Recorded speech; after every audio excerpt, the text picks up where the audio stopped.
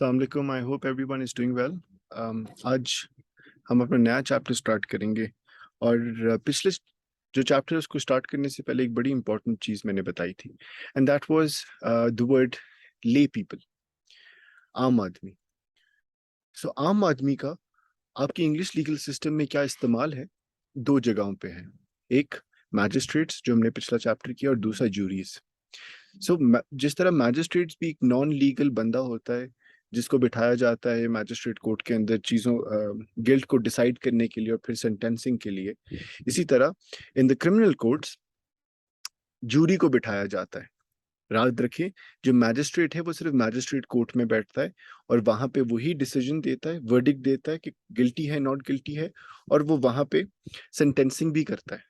Jury on the other hand doesn't sit in the magistrate court. They only sit in the crown court and the high court. और फिर ऊपर बैठ सकती है। So generally ये मैंने यहाँ पे लिखे हुए ये चार कोर्ट जिसके अंदर जनरली जूरीज इस्तेमाल होती है। सो मैजिस्ट्रेट कोर्ट में नहीं इस्तेमाल होती। इन कभी कभी इस्तेमाल होती कॉर्नर्स कोर्ट के अंदर, काउंटी कोर्ट में सिविल केसेस में कभी कभी इस्तेमाल होती है, पर mainly in criminal cases high court और क्राउन कोर्ट में इस्तेमाल होती है। जाते हैं इसके ऊपर भी आहिस्ते आहिस्ते, but let's first talk about history of jury system. तकरीबन 1000 साल से ये जूरी का सिस्टम इस्तेमाल हो रहा है। ले पीपल को हम इस्तेमाल कर रहे हैं to participate in the criminal justice system, in the civil justice system, in the English legal system पूरा एज होल, ताकि वो लोगों को डिसाइड कर सके वेदर दे आर गिल्टी और नॉट गिल्टी, और सिविल केस में ये डिसाइड कर सके क्या वो लाइबल है या नॉट लाइबल है।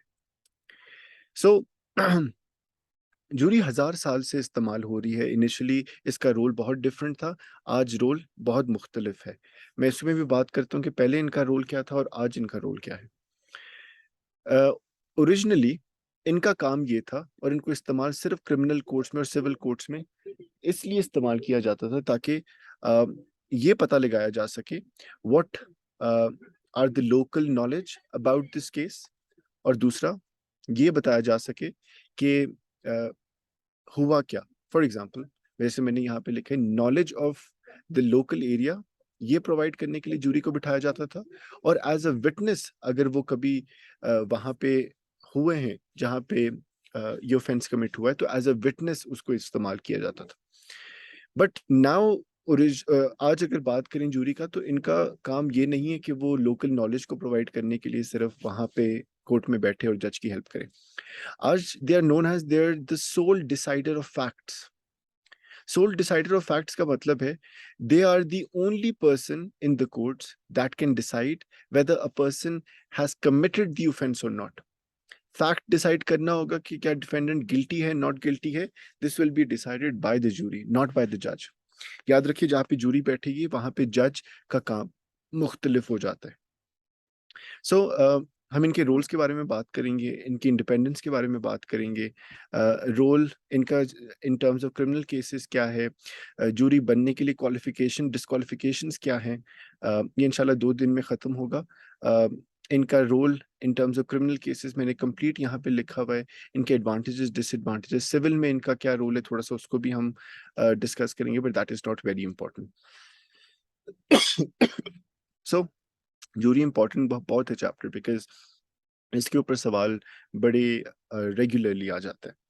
नाउ आज इनका रोल है to act as a sole decider of facts, और जूरी वक्त के साथ साथ बहुत इंडिपेंडेंट हुई है। इंडिपेंडेंट से मुराद ये है कि जूरी जब अगर किसी बंदे को गिल्टी कह रही है तो फिर जज जो मर्जी समझे डिसीजन वही होगा जो जूरी कह रही है, बिकॉज मैंने कहा they are the sole decider of facts. यहाँ पे लिखा हुआ है sole decider of facts. Sole decider of facts का मतलब है किसी चीज का ठीक और गलत पता करना होगा तो वो सिर्फ जूरी ही पता कर सकती है, और जूरी ही उसको डिसाइड कर सकती है वेदर डिड दिस हैपन और नॉट।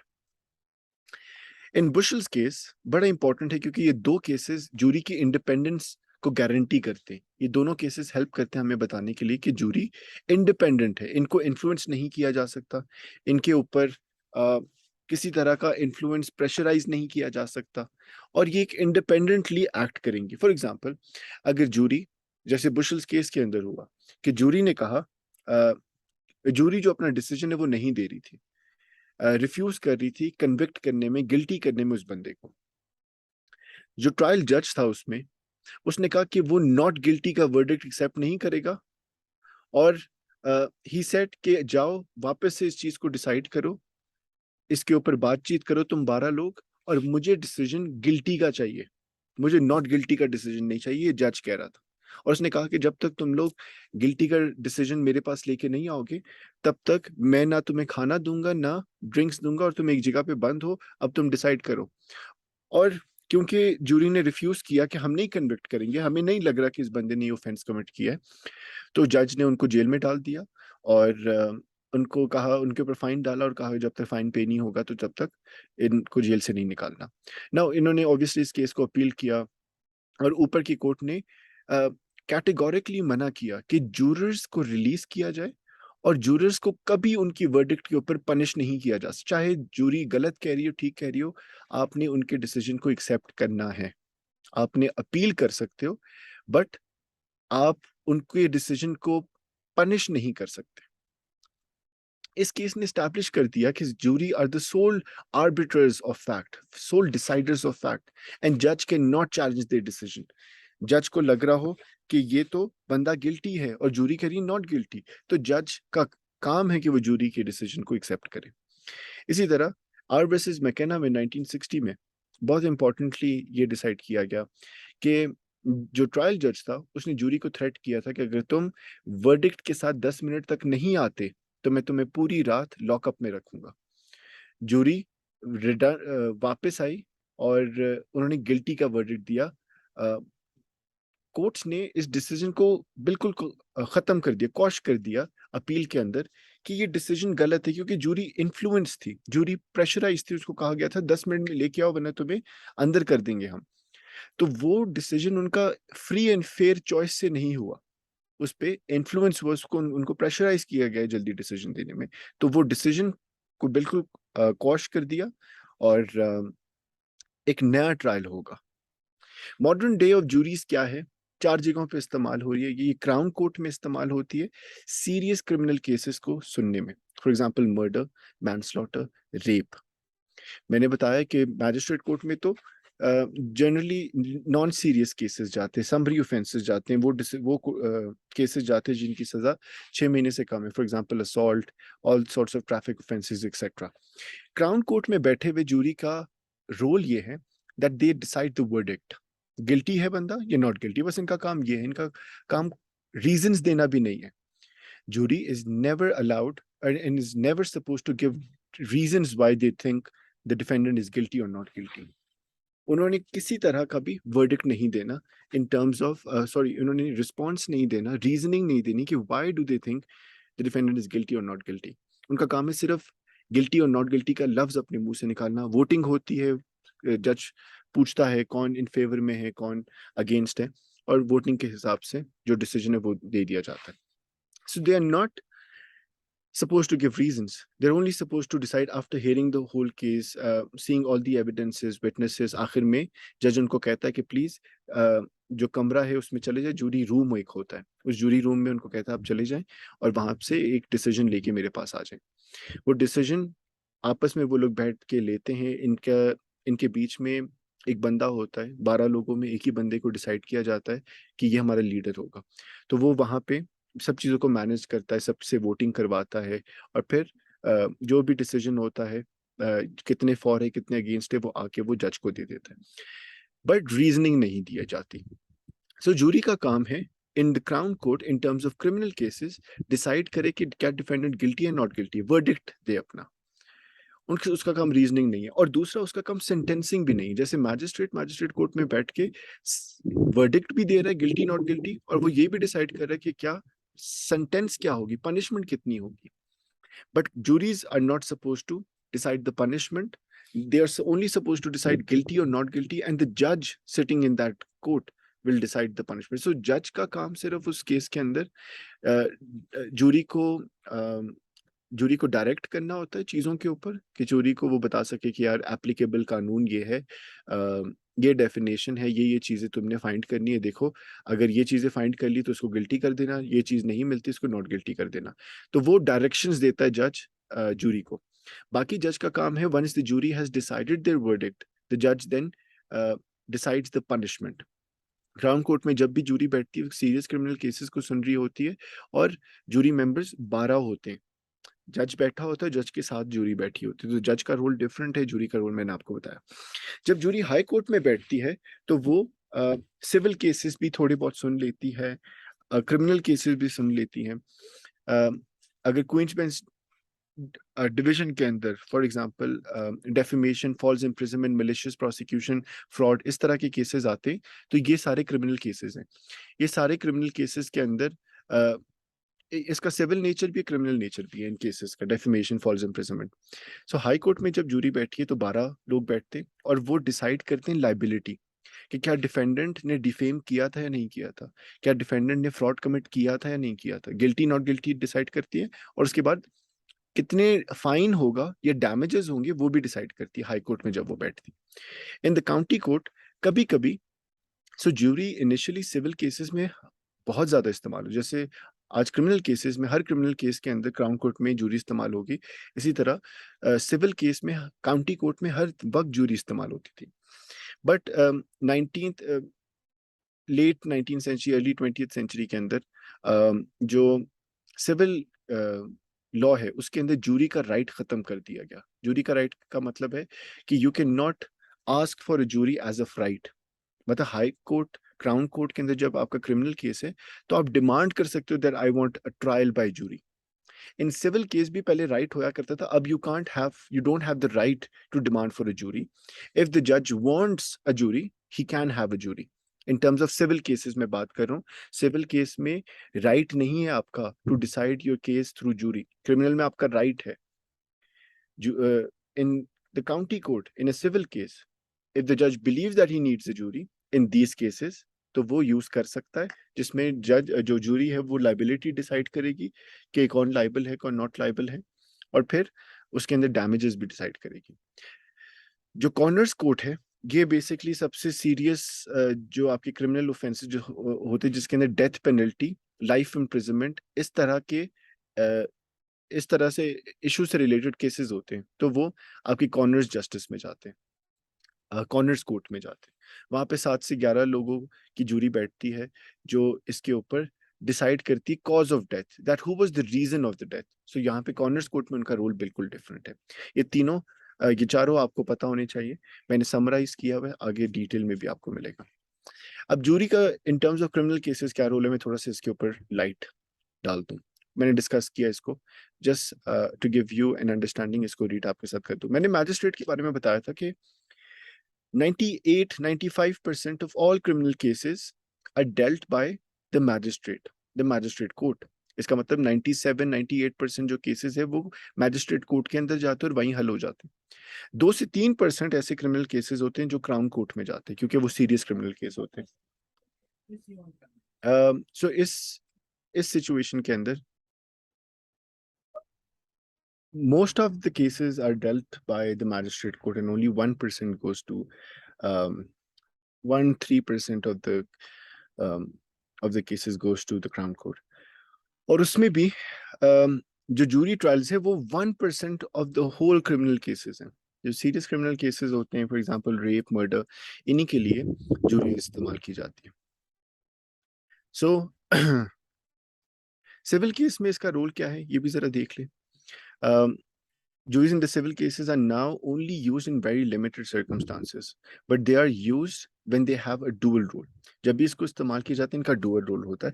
क्रिमिनल लॉ के अंदर या क्रिमिनल जस्टिस सिस्टम के अंदर इनका एक ही रोल है, वर्डिक्ट देना, गिल्ट डिसाइड करना। बट जब सिविल केस के अंदर ये इस्तेमाल होगा तो इनका डुअल रोल है। ये डिसाइड करेंगे कि क्या बंदा लाइबल है या नॉट लाइबल है, इसका मतलब क्या उसने वो काम किया है या नहीं किया, और दूसरा डैमेजेस क्या होंगे, अमाउंट ऑफ जो फाइन हो गया डैमेजेस होगा वो भी वही जूरी ही डिसाइड करेगा। जबकि मैंने क्रिमिनल लॉ में बताया कि वो पनिशमेंट डिसाइड नहीं करता, इसीलिए यहाँ पे डुअल रोल है, क्रिमिनल लॉ में एक ही रोल है। जब वो कॉर्नर्स कोर्ट में बैठते हैं तो वो 7 या 11 के नंबर में बैठते हैं और they may be use to inquire into deaths. Since 1977, a coroner is no longer obliged to summon a jury to decide cases involving road accidents or suspected homicide. They have discretion as to whether jury should be used in such cases. So यहाँ पे पहले तो use in terms of corners court करना पड़ता था jury. अब जो वहाँ का कॉर्नर है, जो बंदा है कॉर्नर्स कोर्ट के अंदर, जो जज है, उसकी मर्जी अगर उसने जूरी बिठानी है डेथ्स के लिए, रोड एक्सीडेंट्स को डिसाइड करने के लिए, तो बिठा सकता है, वरना जरूरत नहीं है। In terms of qualification, jury because आम बंदा है तो कोई क्वालिफिकेशन ऑब्वियसली नहीं चाहिए आपको, किसी तरह की लीगल क्वालिफिकेशन भी नहीं चाहिए। जो इनकी रिक्वायरमेंट है वो जूरीज एक्ट 1974 में लिखी है। वो कहता है कि 18 से 70 साल इनकी उम्र होनी चाहिए, वो पार्लियामेंट्री या लोकल गवर्नमेंट का वोटर हो। पार्लियामेंट्री का मतलब ये उस मुल्क का क्या कहते हैं, रजिस्टर्ड वोटर हो, या उस लोकल एरिया का रजिस्टर्ड वोटर हो वो, तो वो एलिजिबल है। या वो सॉरी या नहीं, एंड वो रेजिडेंट ऑफ द यूके होना चाहिए, या उसके करीब करीब जो आइलैंड्स हैं जिसको हम चैनल आइलैंड्स कहते हैं या आइल ऑफ मैन कहते हैं, ये यूके के अंदर ही आते हैं। He must be a citizen of the UK, he must be he must be a resident of the UK, the Channel Islands or the Isle of Man for at least 5 years since the age of 13। 13 साल की उम्र के बाद उसने कभी भी अगर 5 साल निकाले हैं, गुजारे हैं यूके के अंदर, चैनल आइलैंड्स में या आइल ऑफ मैन के अंदर, तो वो एलिजिबल है to become a jury member. दो चीजें हैं, ये लोग जनरली एलिजिबल नहीं है, डिस्क्वालिफाइड है from jury service. Mentally disordered बंदा है, या वो बंदा जो जूरी से डिस्क्वालिफाइड है। ना जूरी से कौन डिस्क्वालिफाइड है, ये मैंने यहाँ पे लिखा है। It's very simple, and the main idea about the people who are disqualified are basically those people who have committed crimes, जिनको life imprisonment हुई हुई है, जिनकी detention for life हुई हुई है, custody for life हुआ हुआ है, पिछले उनको 5 साल या 5 साल से ऊपर की जेल की सजा हुई भी है। ये लोग कंप्लीटली बैंड है, जूरी मेंबर नहीं बन सकते। ये लोग भी डिस्क्वालिफाइड है जिनको पिछले 10 साल के अंदर इम्प्रिजनमेंट हुई है, जिनको पिछले 10 साल के अंदर सस्पेंडेड सेंटेंस हुआ है, या जिसको पिछले 10 साल के अंदर कोई कम्युनिटी ऑर्डर या कम्युनिटी सेंटेंस उनके खिलाफ पास किया गया है, किसी तरह की पिछले 10 साल में ये 3 पनिशमेंट्स में से कोई है, तो वो डिस्क्वालिफाइड है। इसके अलावा वो बंदा जो बेल के ऊपर है बाहर, वो भी डिस्क्वालिफाइड है जूरी में बैठने के लिए। और याद रखें, ये जो मैं आपको थोड़ा सा इसके बारे में बता दूं, जो जूरी